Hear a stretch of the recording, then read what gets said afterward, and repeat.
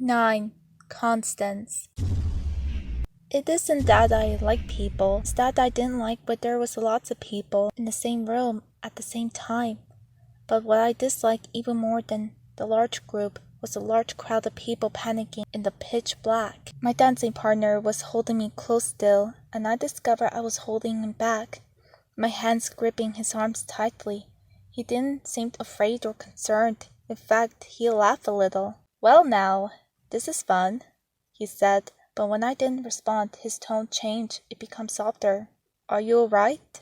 There was a crash across the room, and then a scream, and I knew instantly that the crowd was about to turn from the group of nervous individuals to the digging entity, a droplet of the microscope sliding toward and then becoming one in another. Andrew didn't seem to understand the imminent threat, or if he did, he didn't seem to care. I shook my head. It was time to simply take charge. I slid my hand down to his arm and took his hand in mine. "Come on," I said with a giggle. He resisted only for a minute and allowed me to pull him through the dark. It was something my sister had taught me. If you want someone to do something for you, ask with a smile or a giggle. I didn't understand how it worked, but it did. I just needed to ask things normally, but eventually, when I asked things normally, I was too severe. It was surprisingly easy to guide him through the doors and out into the fresh air. I knew the way well enough, and I was working with a purpose.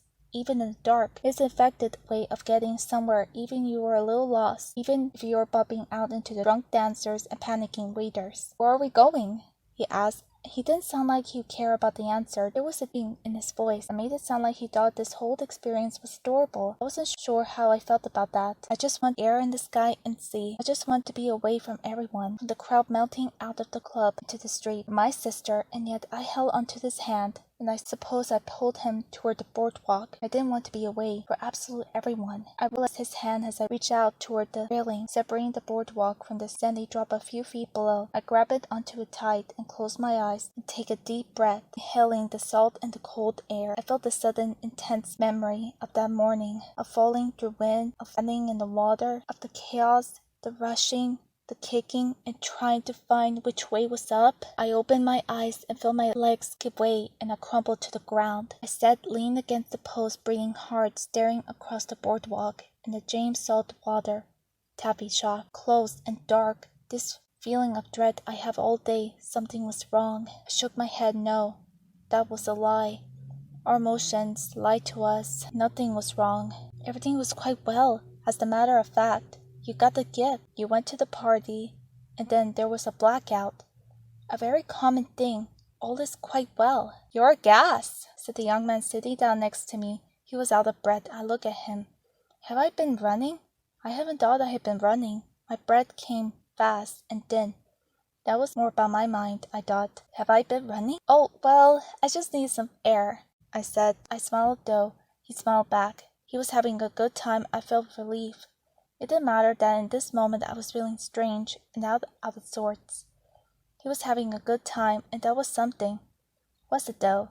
"Boy, I'll say." He laughed again and turned his old body to face me. "This ground is freezing. Are you sure you're okay?" No, I was definitely not so sure of that. "We should stand up," I said. He gradually rose and held me up. It was really nice. I didn't know what to do now. I was just standing and looking at him, so I turned and faced the ocean once more. "I never get bored of this," I said. There was a waning percent of the moon that night, like a last fairy well of light. Funny to think that, like now, it reflects the ocean on its white cape of the waves. I can't understand why not. He stood next to me so that his arm and mine touched. "Do you live here?" I nodded. "I do." "And you're a dancer?" I shook my head. He noticed. "You're not?" I looked at him. "I'm not anything." I felt a return of the strange, dark ridge on my gut, and I didn't break eye contact. "That's impossible," he replied with a laugh. "No, it's really impossible." I looked back out to the sea and saw the silhouette of the horizon. Ships came and went in that great frequency here. There was something about this one, just appearing like that out of the night, so late, so secret. I remembered the stories of the ships in the 20s bringing alcohol illegally down from Canada, but of course that was over now. "You're definitely a something, a someone," he quickly corrected. "You're Constance." "I'm Constance. Constance. Yes, That was true, always reliable, there for any situation. Like some everyday household item, like a pair of gardening gloves. I looked at Andrew and there was something else to say or do, so I just smiled. He smiled back. He felt proud, I could tell. He had cheered me up, or so he thought. His work here was done. He looked back out toward the ocean, content in his goodness. I looked too. The ship was gone.